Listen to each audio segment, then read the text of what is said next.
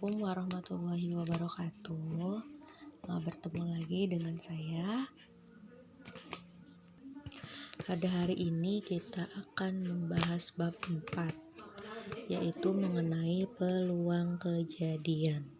Nah, di sini akan kita pelajari adalah sampel dan titik sampel, kemudian peluang kejadian.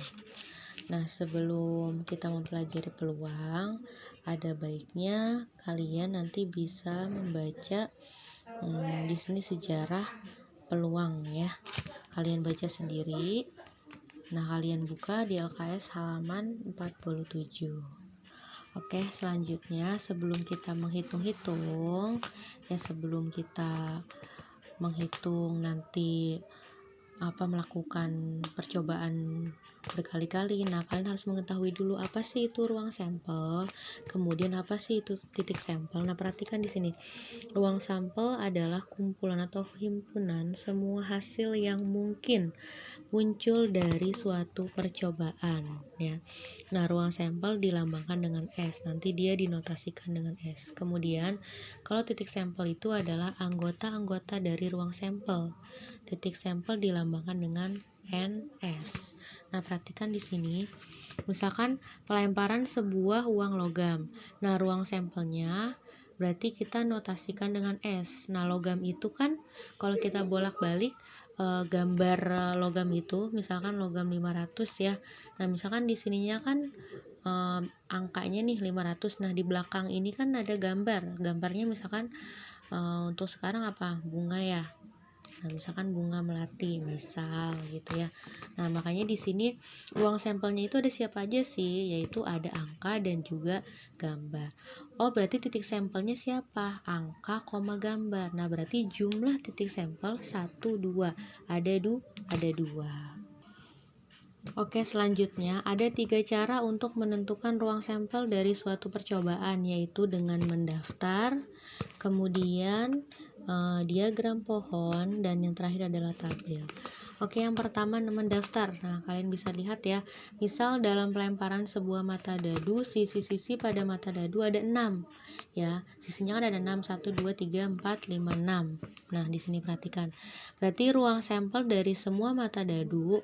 Nah, ruang sampelnya 1, 2, 3, 4, 5, 6. Berarti titik sampelnya ada 6 gitu ya. Kalau misalkan ruang sampelnya itu disebutin semua orangnya. Nah, kemudian kalau titik sampel hanya jumlah keseluruhannya aja. Nah, jadi ini yang dengan cara mendaftar seperti ini. Kemudian yang kedua menggunakan diagram pohon. Nah, contohnya misal dalam percobaan melempar 3 uang logam sekaligus dengan sisi-sisi yang mungkin muncul adalah sisi angka dan juga sisi gambar. Nah, dari percobaan tersebut dapat dibuat diagram pohonnya untuk memudahkan dalam menentukan uang. Perhatikan di sini ya. Nah, ini pelemparan ini gambar ya, kemudian ini angka, yang ini gambar. Nah, berarti keluar ya angka, kemudian mana lagi? Angka, gambar, angka ya. Angka, kita ulangi lagi. Nah, jadi tadi kan uang logamnya ada 3 ya. Nah, berarti 1 ya. 1, 2, 3. Angka, gambar, angka, gambar.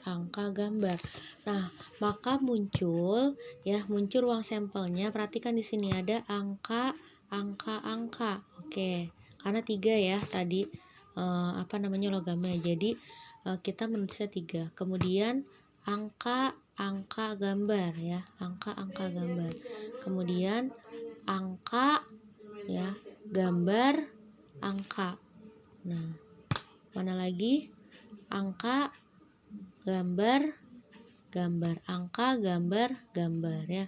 Kemudian gambar, angka ya. Kemudian gambar, angka, gambar, angka, gambar. Kemudian gambar, angka, gambar, angka. Dan terakhir gambar. Nah, oke, jadi di sini ruang sampelnya ada AAA, AAG, AGA, AGG, GAA, GAG, GGA, GGG. Jadi titik sampelnya 1, 2, 3, 4, 5, 6, 1, 2, 3, 4, 5, 6. Maksudnya ini kan mana yang kembar nih? Kita cari dulu yang kembar. Yang kembar. Oke, kenapa di sini, maaf ya, kenapa di sini titik sampelnya itu ada 6? Karena di sini 1, ini 1, kemudian ini 2. Nah, ini kan AAG sama GAA kalau dibalik sama ya. Jadi anggap aja karena ini kembar jadi hanya 1 ya. 1, 2, 3, 4. Ini kembarannya dengan ini. Jadi ini nggak dihitung. Ini sama ini nggak dihitung. Langsung ke sini 5, 6. Jadi titik sampelnya ada 6. Jadi kalau kamu mau menggunakan diagram pohon ya untuk lemparan uang logam seperti ini ya. Nah, kalau misalkan logamnya ada 3 berarti 1, 2, 3. Tuh. Nah, yang ketiga di sini ada tabel. Ya, misal pada pelemparan 2 uang logam sekaligus, maka ruang sampel dapat dicari dengan menggunakan tabel sebagai berikut. Nah, mata uang logamnya ada 2 ya. Nah, jadi yang muncul A sama A, kemudian A sama G, AG, G sama A, GA, kemudian G sama G, GG. Jadi ruang sampelnya adalah AA ya, AG, GA sama GG. Jadi 1, 2, 3, 4. Jadi titik sampelnya ada 4, ruang sampelnya ini ya. Gitu. Kemudian nanti yang dadu kalian bisa amati sendiri. Kita lanjut ke halaman 51. Nah, setelah kita sudah mengetahui tadi apa itu ruang sampel, kemudian titik sampel, maka kita masuk ke peluang kejadian. Nah, di peluang kejadian ini ada banyak ya, ada peluang empirik, kemudian peluang teoritik, kemudian nilai peluang komplement suatu kejadian, terakhir frekuensi harapan ya.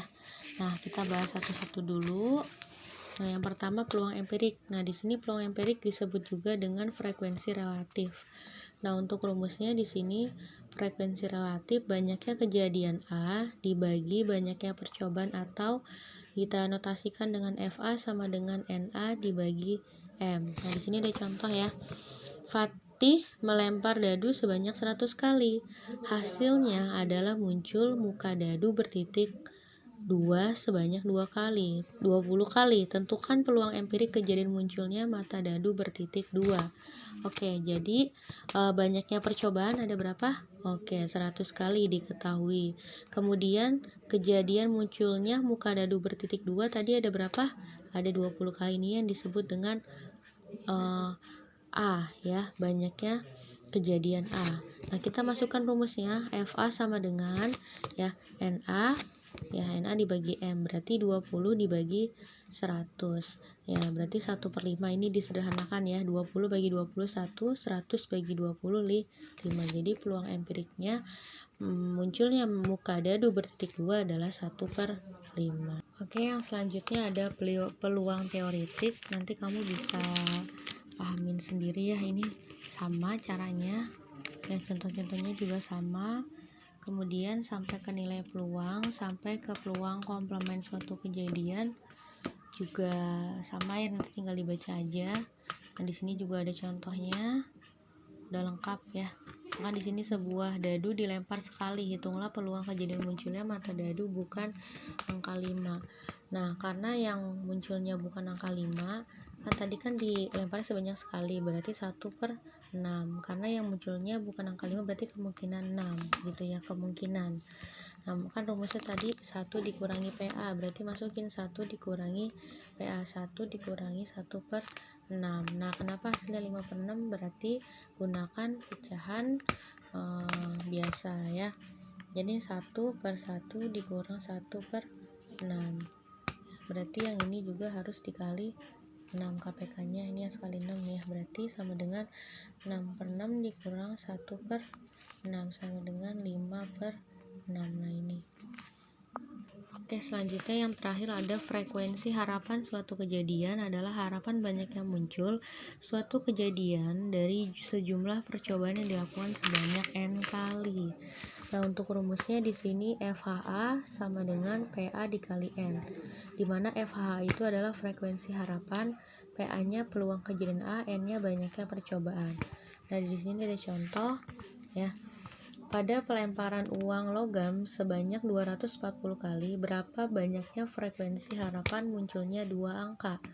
Nah, diketahui banyaknya percobaan ada 240 kali. Kemudian ruang sampelnya, ya, ruang sampelnya munculnya dua angka, berarti angka-angka, angka gambar, gambar angka, gambar-gambar. Berarti ada 1, 2, 3, 4. Berarti ruang sampelnya ada 4.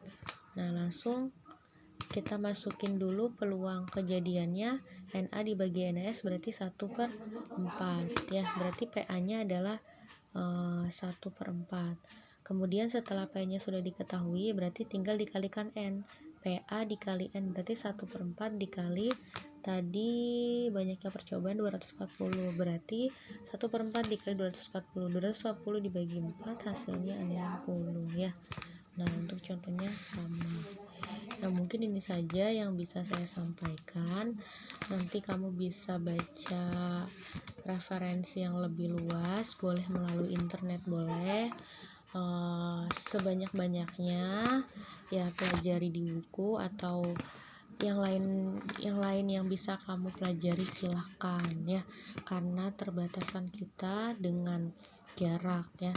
Semoga kalian paham dan bisa memahaminya. Setelah ini akan saya berikan latihan mengenai materi peluang yang sudah tadi saya jelaskan ya. Assalamualaikum warahmatullahi wabarakatuh.